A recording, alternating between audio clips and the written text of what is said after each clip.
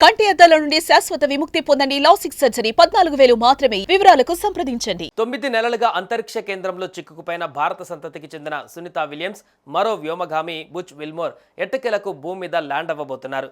వీరి తిరుగు ప్రయాణానికి సంబంధించిన ప్రక్రియ మొదలైంది.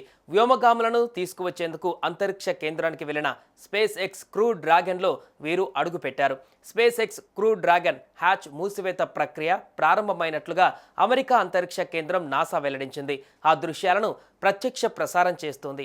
తిరుగు ప్రయాణం కోసం వ్యోమగాములు సిద్ధమవుతున్నారని, తమ వస్తువులను ప్యాక్ చేసుకుంటున్నారని చెప్పింది.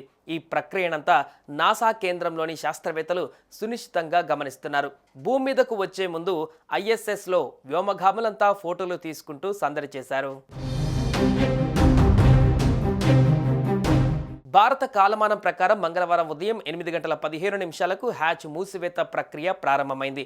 ఇది పూర్తయిన తర్వాత ఉదయం 10:15 అన్డాకింగ్ ప్రక్రియ మొదలైంది. క్రూ డ్రాగన్ వ్యోమనౌక అంతరిక్ష కేంద్రం నుంచి విడిపోతుంది. ఇక భూ వాతావరణంలోకి పునఃప్రవేశం కోసం ఇంజిన్ల ప్రజ్వలనను బుధవారం తెల్లవారుజామున 2:41 చేపట్టనున్నారు. దాదాపు 40 నిమిషాల తర్వాత తెల్లవారుజామున 3:27 ఈ వ్యోమనౌక ఫ్లోరిడా తీరంలోని సముద్ర జలాలలో దిగుతోంది. సహాయ బృందాలు రంగంలోకి దిగి క్రూ డ్రాగన్ను వెలికి తీస్తాయి.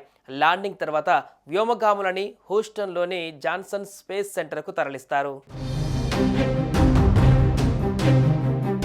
2024 జూన్ 5న ప్రయోగించిన బోయింగ్ వ్యోమనౌక స్టార్ లైనర్లో సునీత విల్మోర్లు ISSకు చేరుకున్నారు. షెడ్యూల్ ప్రకారం వారం రోజులకే సునీత విల్మోర్ భూమిని చేరుకోవాల్సి ఉంది.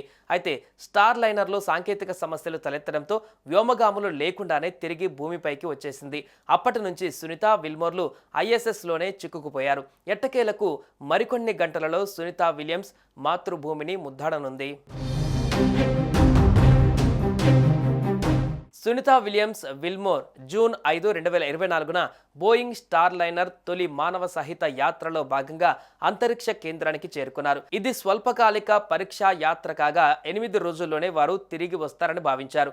అయితే అంతరిక్ష కేంద్రానికి చేరుకున్న వెంటనే స్టార్ లైనర్లో సాంకేతిక సమస్యలు తలెత్తడంతో అక్కడి పరిస్థితి మొత్తం మారిపోయింది. హీలియం లీక్లు, ప్రొపల్షన్ వ్యవస్థలో లోపాల కారణంగా స్టార్ లైనర్ సురక్షితంగా తిరిగి రాలేని పరిస్థితి ఏర్పడింది. దీంతో వ్యోమగాములు లేకుండానే సెప్టెంబర్ 2024లో స్టార్ లైనర్ను వెనక్కి పంపాలని నాసా డిసైడ్ అయింది. అప్పటి నుంచి సునీత విలియమ్స్ విల్మోర్లు అంతరిక్షంలోనే ఉండిపోయారు. వ్యోమగాములు 2024 జూన్ 5న బయలుదేరి అంతరిక్ష కేంద్రానికి చేరుకున్నారు. ఆగస్టులో మిషన్ ఆలస్యమవుతున్నట్లు నాసా ప్రకటించి స్పేస్ ఎక్స్ ద్వారా వారిని వెనక్కి తీసుకురావడానికి ప్రణాళికలు ప్రారంభించింది.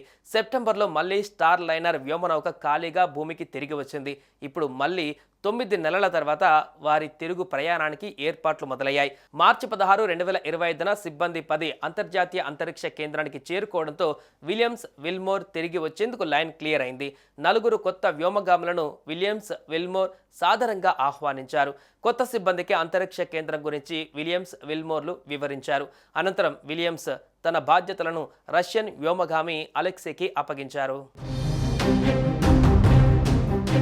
సునీత విల్మోర్లతో పాటు మరో 9 మంది సభ్యులు 18 గంటలలో భూమికి చేరుకుంటారు. అంతరిక్ష కేంద్రం నుంచి ప్రారంభమైన డ్రాగన్ వ్యోమనౌక మార్చి 19, 2025న తెల్లవారుజామున 3:27 ఫ్లోరిడా తీరంలో దిగుతోంది.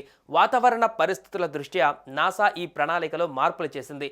సునీత విలియమ్స్ బుచ్ విల్మోర్లు భూమిపైకి రావడంపై ఇప్పుడు ప్రపంచమంతా ఎదురు చూస్తుంది. అయితే చివరి దశలో జరిగే ఈ ప్రయాణం అంత సులువైంది కాదు. అత్యంత వేగంగా మండుతున్న అగ్నిగోళంలా భూ వాతావరణంలోకి వచ్చే space X dragon capsule 1600 centigrade వరకు ఉష్ణోగ్రతలను తట్టుకుంటుంది.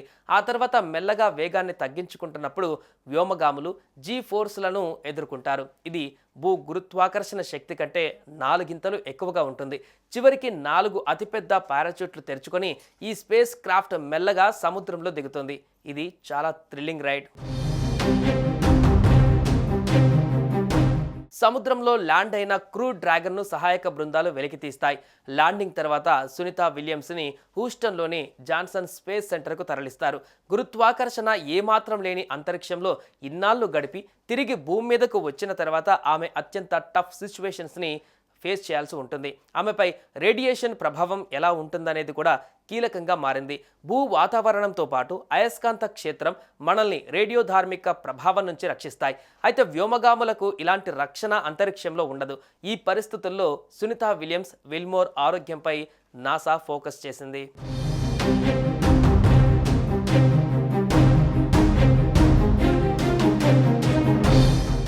సుమన్ టీవీలో మీ పర్సనల్ అండ్ బిజినెస్ ప్రమోషన్స్ కోసం కింది నెంబర్కి కాంటాక్ట్ చేయండి.